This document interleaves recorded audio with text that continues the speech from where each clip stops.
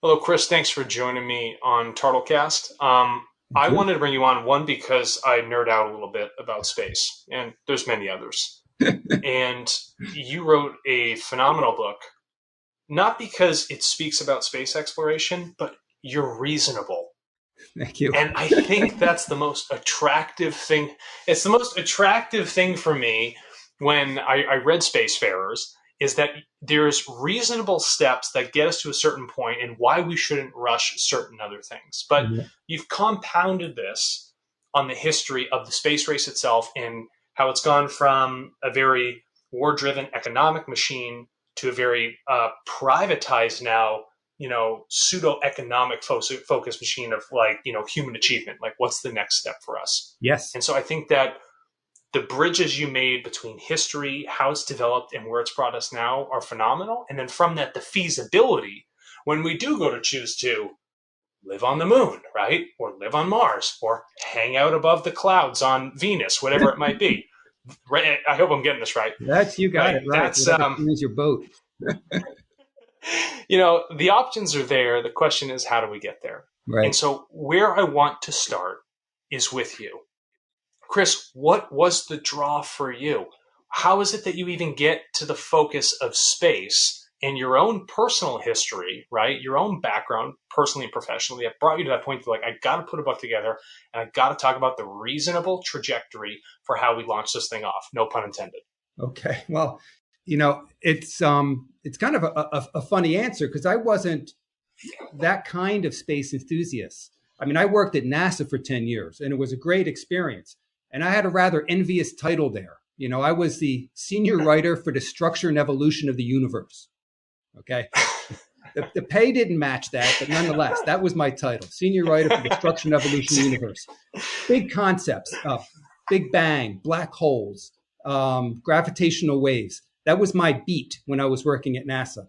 So then Harvard came to me, Harvard University Press. They were starting a book series. And they said, well, listen, you can have any subject you want in the universe. And you think that would be pretty broad. But they were all taken. Big Bang, someone was writing it. Gravitational waves, someone was writing it. So I came up with this idea of colonizing space, which was honestly down on my list because I didn't see it as very practical. If you talk to astrophysicists, they will see that this space colonization is so complicated and so tedious and difficult to do that it's not even worth discussing. We're not at that point. So that wasn't never on my radar screen. Hmm. But then I started reading it, and I had these incredible arches. I read Robert Zubrin, Case for Mars. Like, yeah, we can do this. And then I read some, things from astrophysicists. Now we're not going to do this. No, and then it goes up and down depending on who you're reading. And I thought to myself exactly what you're saying. Well, let's approach this rationally. There has to be not necessarily a middle ground, but there has to be a practical way to approach this. And I'm a skeptic by nature. So, one of my early books was Bad Medicine, in which I looked about, Mm-hmm. misconceptions in medicine and things that just don't quite work. So I was very skeptical about these claims that we could live on these places. And I found that, a lot of the people's stance was, well, it doesn't break laws of physics, therefore we can do it. But what was never addressed was the why we would do this. We got these things like it's in our DNA to explore. Well, that gets you out there, but it doesn't keep you there. When I give these Yeah. presentations, I like to talk about Mount Everest. Yeah, George Mallory. exactly. Why did we climb it? Because it's there. We're not living Mm-hmm. on Mount Everest. We're not setting up, we're not, there's no schools up there. No one's working up there because it's not very practical. And that's what you have to think about with the moon and Mars. Yeah, we'll get there, but what would actually keep us there? What would be the economic and emotional motivations? Just like you and me and our families coming to the United States, there were economic and emotional motivations that brought us here, not simply because someone invented a boat. And likewise, what would cause these migrations? That's what I wanted to investigate. And what would keep you there? There has to be some economics in place and philosophy in place in addition to the basic engineering. Do you know? Let's touch on that. There's three reasons you stated that somebody would want to take this sort of risky approach. One is for reasons of deity or religious reasons, right? Yeah. That's numero uno. The second one is war. Okay, if China says we're going to be on Mars or the moon with a base by this time, and you had this exact line, I think, we're going to be on there a year earlier in the US. Yeah. And then the third one was economic reasons, right? Yes. So maybe we find some sort of material efficiency by going to mine an asteroid that has a massive amount of titanium, Mm-hmm. right? Much more than we would have from like a supply here on Earth. But just getting to that specific point really is a tough place to get to. So the most fundamentally, the simplest one for a political sense for people to get behind is pretty much the war-based one. Mm. And that's how I kind of read it. I mean, it worked in the 50s, did it not? Yeah, well, sure. We had the ice race. Yeah, we're not on the moon. No, we're not. It got us to the moon, but it didn't keep us on the moon because it sets you up as just a race. I won. Yeah. That's it. I won. It didn't set you up for permanence in any way. Right. And when I think about this, Chris, and tell me if I'm wrong, when you go to make these sort of explorations, there's a lot of technology that also has to be built that gets you to that specific place, right? Right. So, and I'll use a basic metaphor. George Mallory was climbing Everest in britches, all right? I don't care how much beeswax you put on your britches, it's really not going to block the ice and the wind and all that other stuff that's going to, give you frostbite and kill you. Right. But we've developed over time companies like North Face that allow us to make these things more feasible, right? Yes. Or during the Manhattan Project, that sort of technology eventually down the road leads us to things like CAT scans. Yeah. So getting there isn't really the big thing. It's all the technology developed to that point that actually gets us to that point. So I feel like there's such a focus on the fact that we have to have a habitable moon base. This will be a solve for us. It's great to get here. We want to do it. It's a human achievement. But really, it's actually more beneficial for what goes on our planet alone. Because if I go up, say, to Mars, I'm going to need phenomenal engineering for closed systems where we do great amounts of recycling, right? And, hydro cropping and all that other stuff for these, our greenhouse to grow these plants, but do it efficiently and recycle the stuff. These things will help us learn in very strenuous environments how we can teach us in our own environment where we're currently lacking that sort of technology and insight. Am I right about that? You nailed it. On Mars, you can't open the window. You can't. You can't open the window. There's no airing things out. It all has to be 100% recycled. We haven't succeeded in that. No, and we're frankly, I find this interesting. Earth is a relatively closed system. Yeah. And we do a poor job of maintaining it. Right. And then people want to jump from this planet and then create these artificial closed systems and think that we're going to do a phenomenal job at it. Mm-hmm. But you start to fill those gaps on the in-between. And I would love if you could explain what sort of, in the simplest format, the logical process you see it for our future and the timeline for how we get from point A, Earth, to point B, the moon. Just the moon as the first example. Okay, sure. Lot of baby stepping. And I think what we're seeing right now, it's hard to connect this to the moon, but with Bezos and Richard Branson going into space, quote unquote, I think that's a fine first step because it's starting to cultivate interest and creating a new market for very wealthy people to go straight up and straight down. I mean, there's really nothing really significant about that. They're not in orbit, as you might know. They're just going up 50 to 60 miles, which is just breaking into space and then coming back down. But there's so much interest in this. And if they continue to lower the price for those tickets, you're going to have a new kind of industry of space tourism. And I think that's a fine step to get more people into this business and to make the rocket launches that much more efficient. And that's what Elon Musk has been brilliant at, and the efficiency of the rocket launch and bringing the cost of payload down from $20,000 a kilo down to about $2,000 a kilo. So he's done, I mean, that's a factor of 10. He's done tremendous work in that, making things cheaper and getting more people interested in it. So that was a great first step. And I think a next good step is to have people in low Earth orbit, like the International Space Station, which if you read in the book, I'm not a fan of whatsoever. But there are other clever ideas, like what's done by Bigelow Aerospace, if they can remain open through this pandemic. But they were going to launch these inflatable, expandable units. And instead of the price tag of billions of dollars, which is what the International Space Station is, over 100 billion, for a few tens of millions of dollars, he could launch these up and people could visit them on various rockets run by other companies, Blue Origin, and maybe not Virgin Galactic, but SpaceX. So is that business to business happening in space, which is always great to lower the cost, that kind of competition. And then you could have ordinary, very wealthy people living in low Earth orbit for a week or a month. Again, building up the excitement and learning what is possible in these closed environments. And then, we could go back to the moon right now if we put enough money to it. But sure. I think the logical way back to the moon was not this still on the books 2024 deadline set by the Trump administration.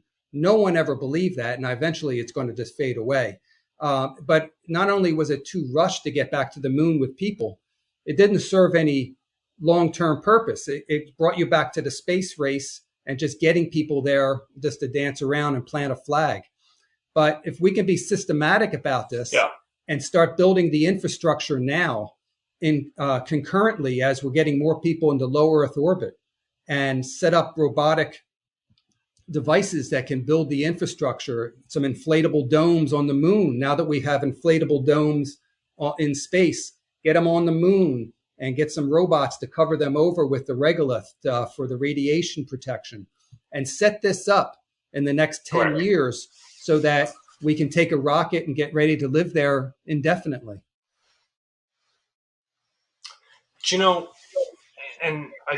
This is sort of my focus here. Rockets, they're great, they're fun, but they're really not efficient. No. It's like I have a rowboat and I have all these big heavy rocks in it, and I have to throw the rock out as fast as I can to then hopefully generate enough momentum to move this boat forward that already has rocks on it. So I don't have like an infinite capacity of that energy. And so to fly there, you're gonna have to go to probably the moon first and then make another jump over to Mars or wherever else you're going. It takes a huge body of time. So you have this massive increase in risk because of essentially the energy problem that we currently have. And so when I read your book, we have a massively growing population. That's obvious. There's only so much arable land we currently have on Earth, and we waste a lot of our food. And by the time we build an energy system on Earth, the population's already outgrown it because it takes 3 to 7 years to even build that energy infrastructure into a country or that area. So we're in this like sort of constant deficit. And space would be the solve for us only if we can fix, in my mind, the energy issue here on Earth. Fusion's a great proponent for it, but also what's the sort of the fact that of propulsion systems actually moving large amounts of mass efficiently? That's a hard thing to do. It's like cattle in a field. How do I'm a farmer with, 1,000 acres. How do I efficiently move a 2,000 pound bull from all the way on this side of the ranch to the other side of the ranch?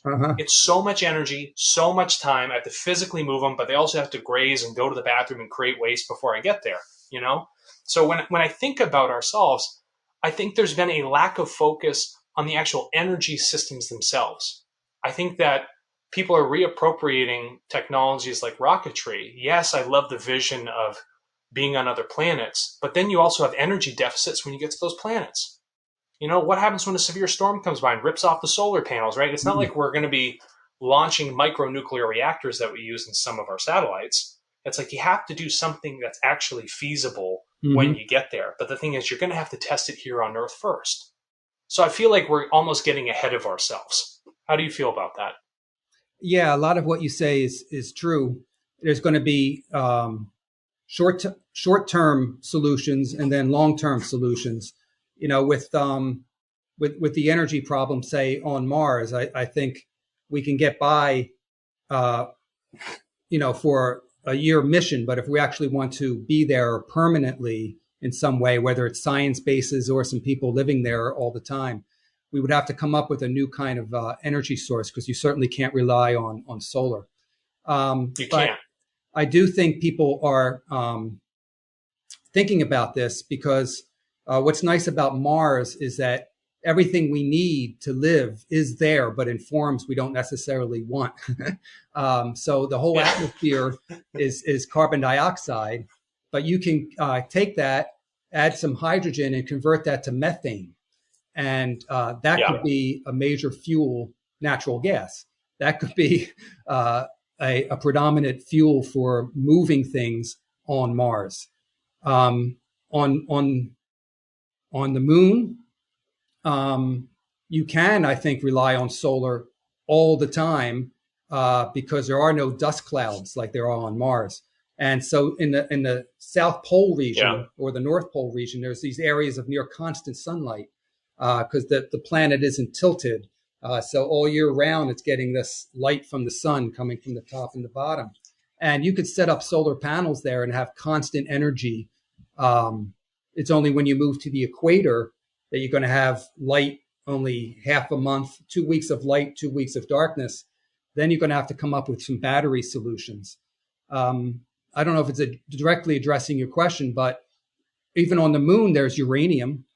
You could have nuclear Yep. power plants on the moon.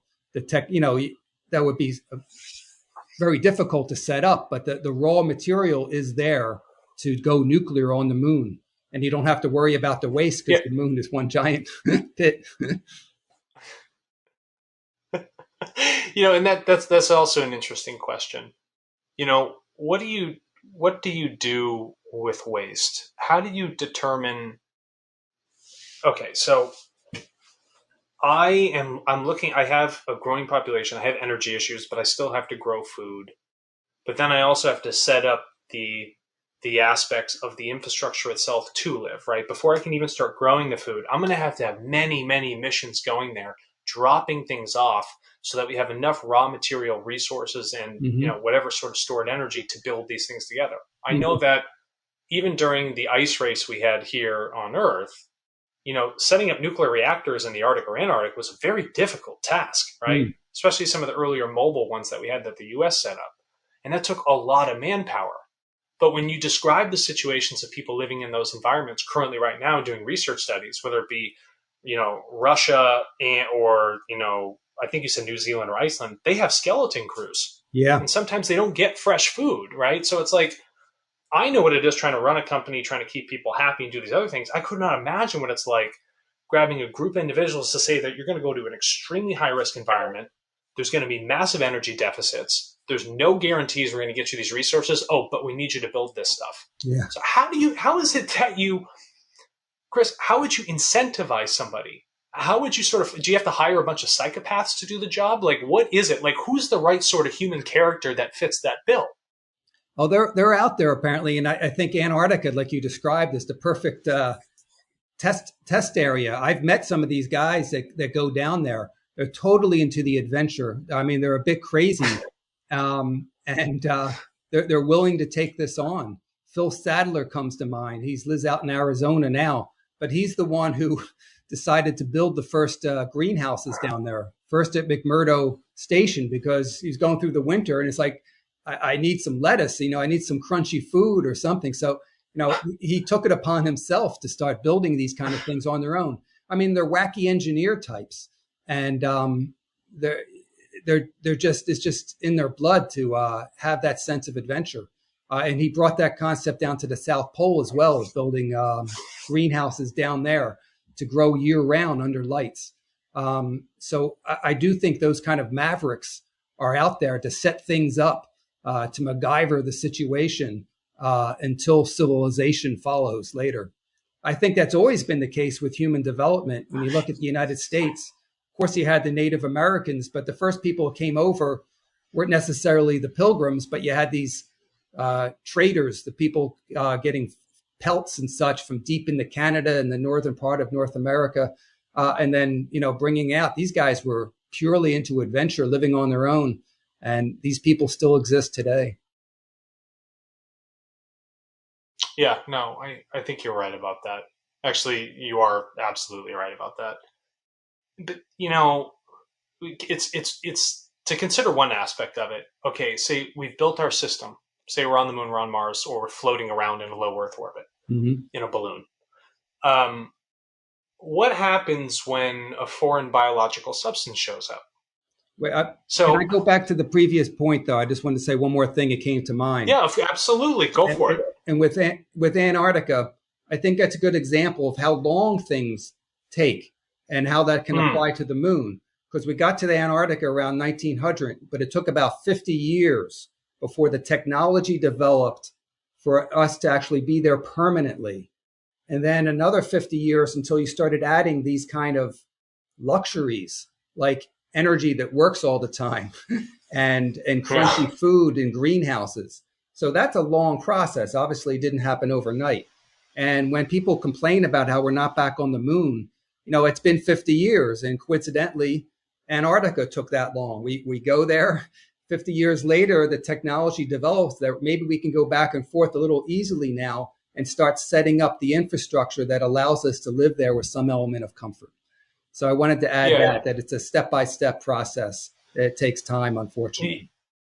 I think what you're speaking about, Chris, and we'll jump into my other comment about the biological factors in a second, but things have a natural evolution, and everybody wants to jump past the steps, but the steps are actually required. If we don't build the right fundamental basis, we're taking on risks that don't need to be there. And that's why I think you said Nixon, he's like, oh, the oxygen tank blows up. Some people, we're not doing this ever again, right? Totally emotional response. I'm not doing it. We pushed it too hard. But I think that if we skip the fundamentals, even solving them here on our own planet, it's going to be very difficult for us to solve them in very high risk environments outside of this current closed system we're on. Absolutely. Like say, for instance, how we handle epidemics, plagues, things of that nature. They spread very quickly. We have high populations, but it's not the fact that the population's high. It's that people live so close together and we're interconnected. So say I send you up there and some sort of biological contaminant comes into one of our stations. The rate at which that spreads, it could shut down the whole operation immediately.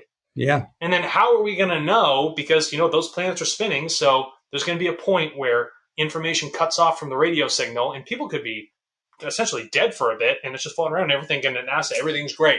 Everything's looking good. We haven't heard anything back. You know what I mean? Yeah. No news is good news. So it's like, right. And so how do you look at the biological factors of this, right? Because I know that there are certain contaminants that do float around in space, certain fungi, certain microbiomes. What is it that poses as an actual threat? Is there any data that can, support or say that, maybe we should focus on fixing that here first before going out? Right. Well, there has been, unintentional experiments on the International Space Station. People have brought up colds and viruses, and everyone gets the cold. There's no way to avoid that. And now COVID comes down, and you have intense quarantining and all these tests to make sure no one going to the International Space Station is bringing anything contagious. That was a hard. I mean, it was an obvious lesson to learn, but it was a hard lesson to learn because people had been getting sick. And then other contaminations can happen with the food supply you're sending. Of course, there could be E. coli on there. So they have to be incredibly careful with what the biologics that they're sending to these places. I think that's the main risk, what we carry there. And people who are visiting are going to have to go through a quarantine.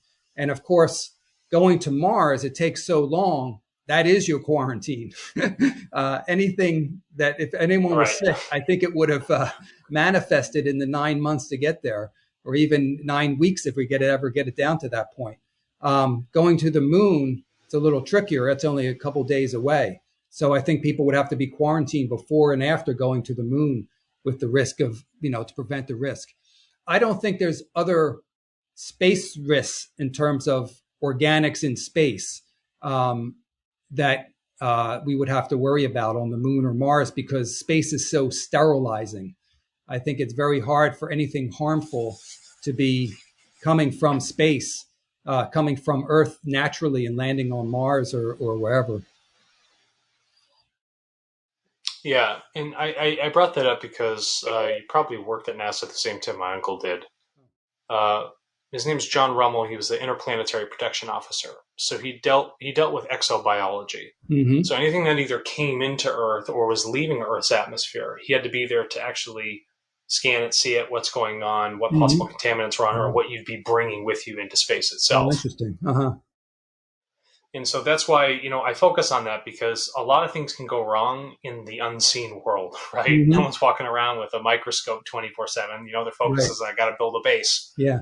And when I look at those things, I see, there are all these difficult or challenges that really need to be thought through that the general public typically doesn't look at. And there's so much data. There's just so many catalysts in this specific system to make it work that we need to make sure they're all represented appropriately. Yeah. And there was one that you touched on, which I thought was cool. And that's what happens to human biology, especially in low gravity environments, right? Yes. Your eyes start to fail, the shape of your platelets change, things of that nature. So what happens in terms of long-term effects, if you could explain this for people, when I'm in a place that has a much different gravity, specifically on my organ structure, skeletal structure, and my cellular biology itself? Mm-hmm. Well, yeah, that's just it. And the short answer is, we don't know. When we think about gravity's effect on the body, we only have 2 data points. We know what it's like on Earth, and we know what it's like at the ISS. That's 0 and 1. And that's all we know. Yeah. And how do these lines connect? How do these 2 points connect? Is it a straight line, where if you have a little more gravity, you got a little better health? Or maybe you need like a lot of gravity before you can have full health. Or maybe you just need a little bit, like in mining, just a little bit of gravity helps things settle. You don't need a lot, just a little bit. Yeah. 0 gravity, it's impossible. As long as things are eventually falling, that's okay. Maybe human health is like that. So maybe the 16, 17% of gravity on the moon is enough for us to develop naturally.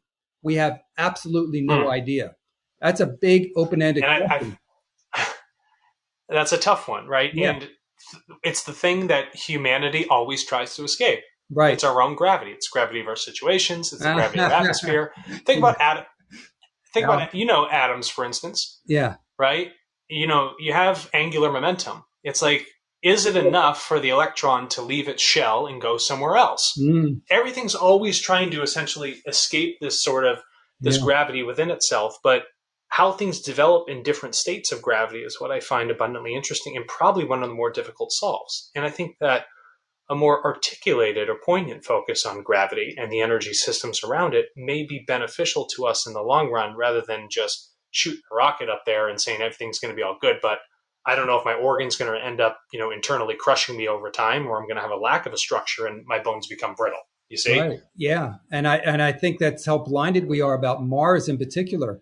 People talking about just assuming we could live on Mars. And that's the overarching question of gravity, of the 37%, 38% gravity on Mars.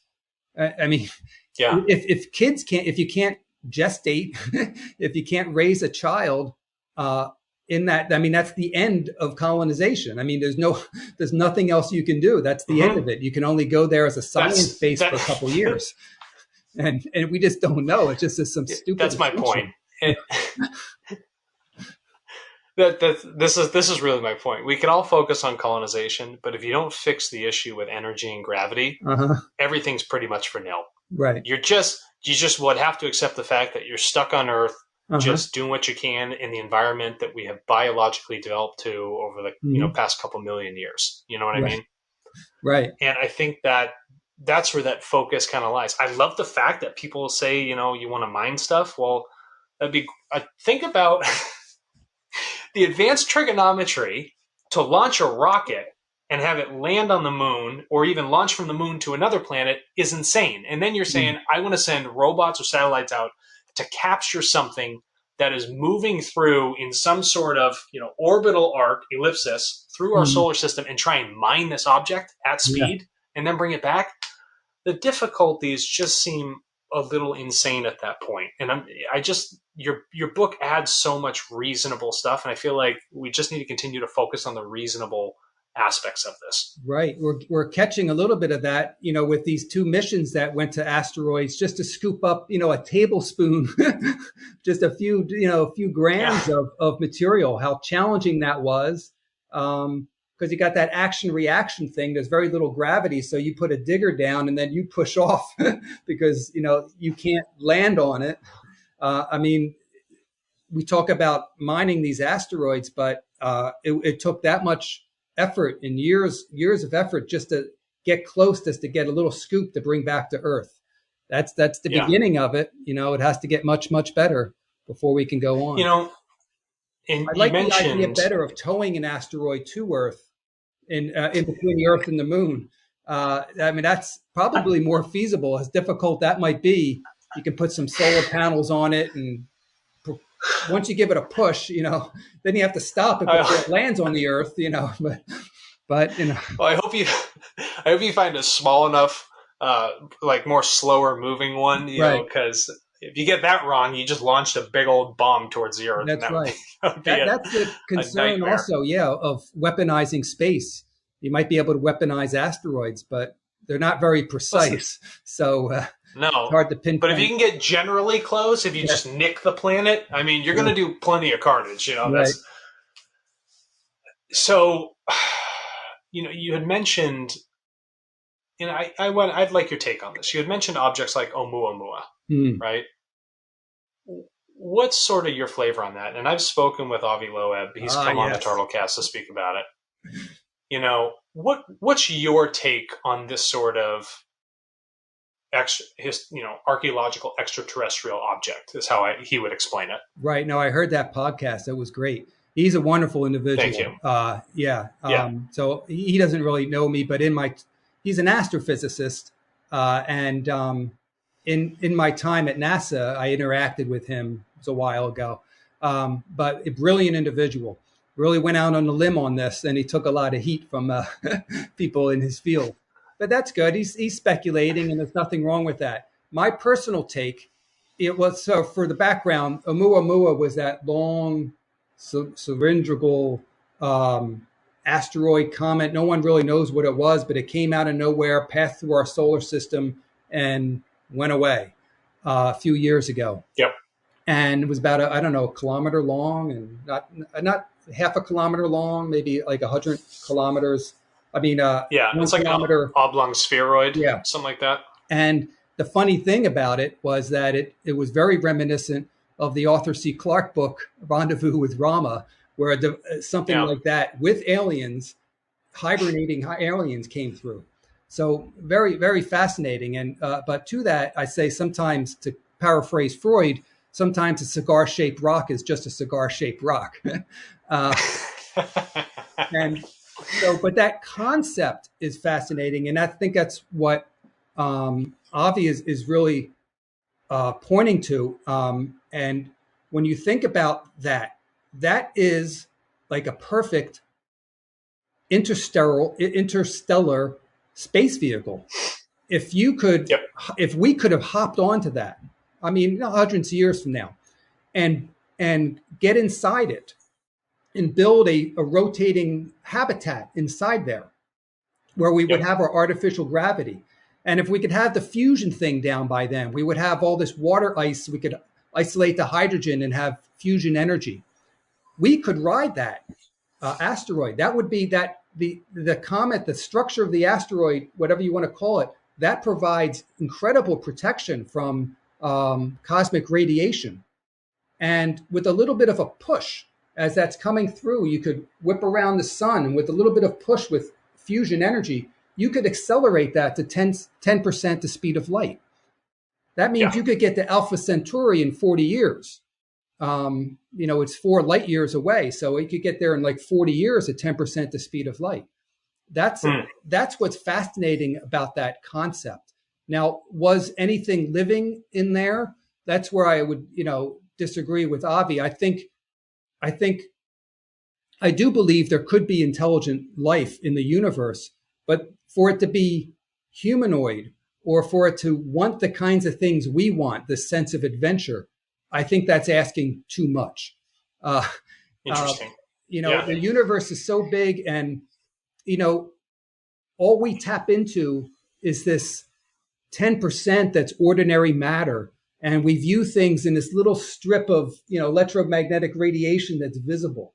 That's our little world of the universe. And if you're evolving someplace else, maybe you're evolved to take in dark matter. Maybe you can see or possess dark matter or tap into dark energy. We don't know that, but they would have evolved. I think evolution would be universal, and they would have evolved utterly different, and it'll be beyond our comprehension. I love what you just said, and I want you to go a little deeper on that. What do you mean by evolution is universal? Well, things happen. It's not, people think about evolution in terms of life on Earth, and that, of course, that's what it's mostly applied to. But as I started this talk, I was the senior writer for the structure and evolution of the universe, and you had a big bang. And in later this year, we're going to launch the James Webb Space Telescope, and then maybe in another year we'll be able to see the very early universe when stars and galaxies were first forming. But that obviously took some time. It was an evolution of just dust and stuff, and just hydrogen and helium and electrons, and eventually they evolved into atoms. And then they evolved into they formed clouds. They evolved into clouds, and they evolved into stars.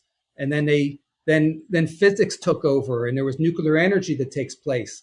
And the stars burned, and then they exploded and released the fuel, the ash from those stars, the carbon, and all these heavier elements. And they went out, and they started evolving into other things. They started to get together to form complex molecules of water, so-called complex, and carbon dioxide and oxygen, and all these things we depend on. This is an evolution that took, billions of years before the sun came around, about 4 billion years ago. And then, it's just a long process. So it's happening all across this massive universe that's 96 billion light years across. And the same mechanism that's making things change and evolve on Earth is taking place every inch of this universe in ways that are defined by that local environment of heat and water and all these types of elements. And regardless of where it is, and not to deal with relativity too much, but if you think about the aspects of our viewpoint as the viewer, takes a long time for light to get to us, correct? That's right. So for you to say that nothing else has evolved as us becomes a very ignorant statement. And I'm not saying you, but individuals saying that, because if you view things from your perspective, you're capturing it a long time later. So these things could be far, far, far developed, far beyond what we are, still taking that natural path of evolution that evolution takes. You just can't see where it is depending on your relative view as an observer, right? In space. So if you launch a telescope, it's all well and good, but you're staring at the past. So unless you actually move with this specific thing as it develops in that local time-space vector, space-time vector, that's when you start to see, evolution really occur. And what my hope is that we continue to still have our focus here on Earth, on our space-time, time-space vector, whatever it might be, for dealing with our own evolution of understanding each other and understanding the planet, because we're on a very good trajectory of burning ourselves out. And you did talk about this, and I want to bring this up, and that's the issues with climate change. Now, I understand that we sit on the outer rim of what we would call our Milky Way galaxy. Now, our solar system is translational movement, right? It's spinning and moving in a direction, but we've moved closer to a galactic center. So there's an increase, slight, very slight increase in that cosmic radiation which we receive from the galactic center of our galaxy. That has increased the brightness of our planet along with the other ones in our solar system. And through that increase in brightness, we have an increase in temperature. But then when we come in as human beings and exacerbate that with our own internal systems, with our own internal waste, we're causing a problem for ourselves. And I want to have the focus on going out into space, seeing these things, exploring, living longer lives, dealing with new environments, learning more, evolving. But I feel like we're shooting ourselves in the foot because our focus is that we can't solve our own internal issues here, especially solve the issue with us respecting this thing that actually affords us the ability to have life. But we think we can go out and architect closed systems that can sustain us, but we can't even sustain the one that has, developed itself. We haven't learned from it. Like, that's a huge issue for me. So how do you look at that in the sense of that logic? Well, I think the modern environmental movement really got a kickstart with those first images of Earth from space, and just, wow, that's it, isn't it? That's everything. And then we got even deeper, and we saw that Earth was just that little speck when you pull out back towards Pluto, and that's everything. That's all of humanity right there, and that's all we got. And we better start taking care of this. I thought going out into space really changed our perspective of how important Earth is, not what's out there, but what's in here that we have to monitor. So I get this all the time. It seems like whenever I have a lecture or something on YouTube, people comment, "Why are we going into space? Because it's just a waste of money. We got so many problems here on Earth." No, and I say, well, that's just it. Everything we're doing so far in space has helped Earth. I mean, that's what communication satellites are doing. That's what weather satellites are doing. That's why we know we're in the amount of trouble that we're in, because of what we're doing in space. And we have to keep on going into space to better our life on Earth. Tap into that energy you were talking about with the sun. There's never a cloudy day in space. You could be collecting solar energy all the time and beaming it down. You could be putting supercomputers in space, where they're much more efficient in the cool in the 4 Kelvin of space. They operate far more efficiently.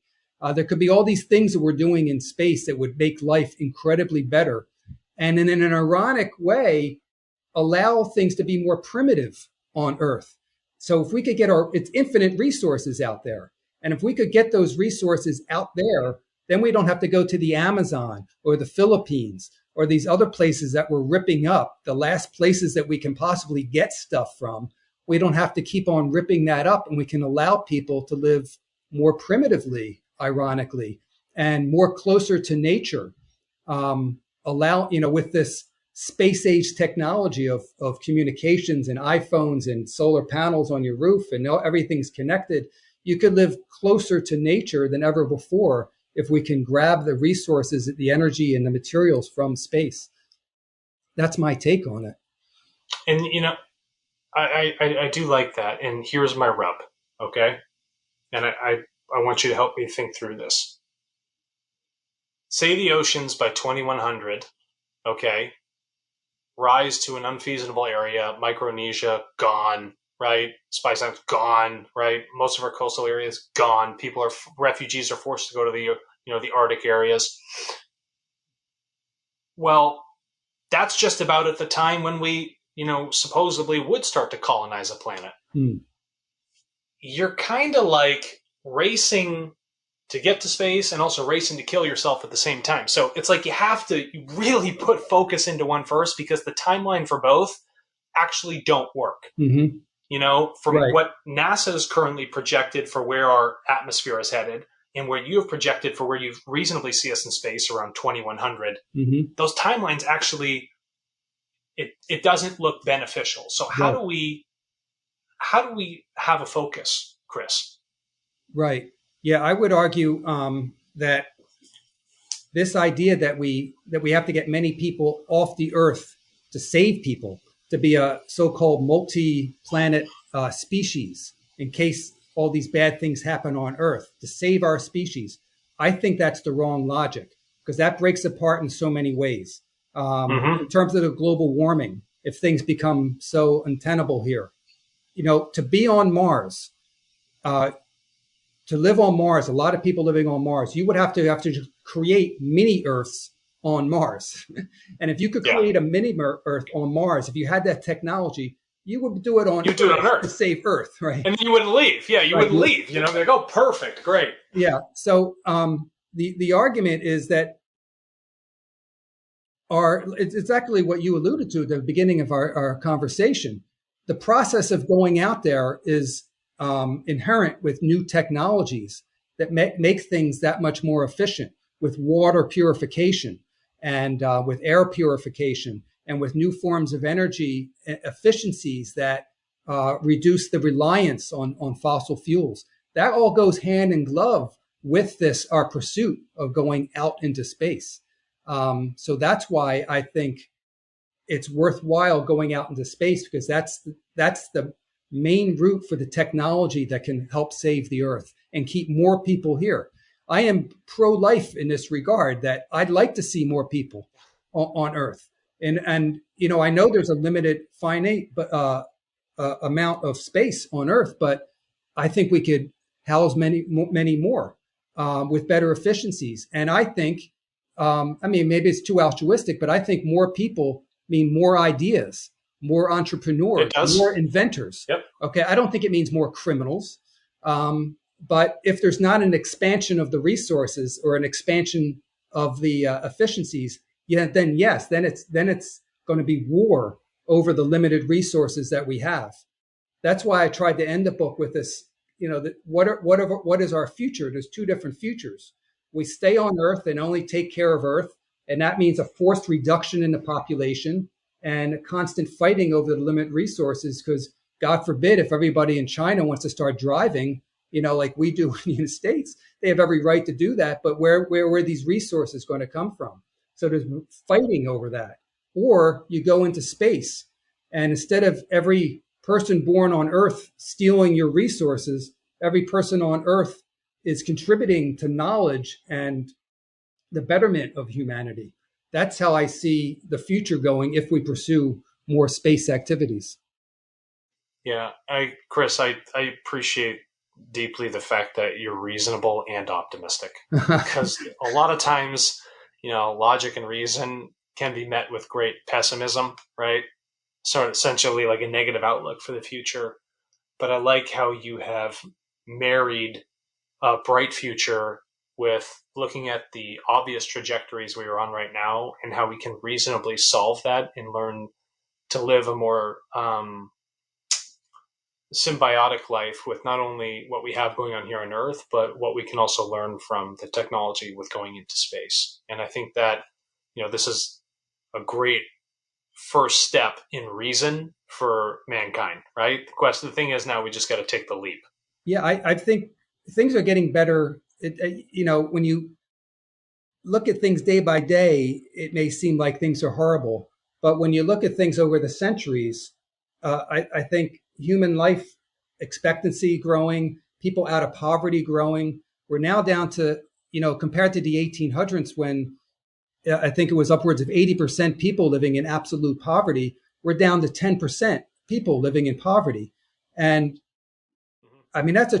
that's mind-blowing achievement that's been enabled by technology of not saying no to these technologies because they don't put food directly on somebody's plate. Why are we doing it if it's not giving that person food? These technologies are just enabling the water purification systems and the irrigations and jobs and, all types of changes that just to raise billions of people out of poverty. That's what the progress has been happening over all these years. So that's why I'm optimistic that this continuation of our pursuit of technology can even make things even better, as much as we're fighting at the very moment. Yeah. And I'm optimistic that in the future there will continue to be more people like you. It won't specifically be you, Chris, but there will be more of you. And the fact that you have progenitors and you get to teach them that sort of mindset, I think is a really healthy and beneficial evolutive mindset for, humanity going forward. So thank you for doing that. Thank you. Yeah. Well, listen, Chris, it's been 50 minutes and I appreciate you coming on, and I'd love to have you back on because there are a lot of other sub points in this book that require a lot more attention and a lot more dialogue. So if you're ever interested, we'd love to have you back. Excellent. Thanks. It's out in Korean now, believe it or not. Listen, I got to say, that's amazing. And because it's out in Korea, where is it where people would go to find your book? Where's the best place for them to do so or find out more about you? Well, it's Harvard University Press, and, bookstores kind of carry it, kind of don't. I've had a 50-50 mix. But it's, Amazon, and I don't want to, I don't work for Amazon, but online, I think is a lot of people are buying it. Here's the Korean version. It's called Space Rush. I don't know where that comes from, but it's in. Listen, I love it though. Yeah.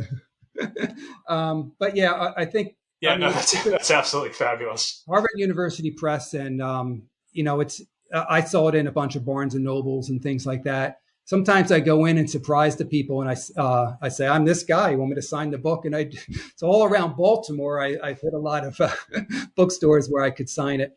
Well, I think that's fabulous. Well, next time I'm there, I'm going to have you sign my copy because I'd really enjoy that. But for the time being, please keep up the great work. I think this sort of insight, this sort of intellectual challenge is important. And it's one of those things that pushes us forward. Even if it's not a material technology, it's the thought that counts. Yes, that's a nice point. Yeah. Appreciate your interest. Thank you again, Chris. Yeah, thank you.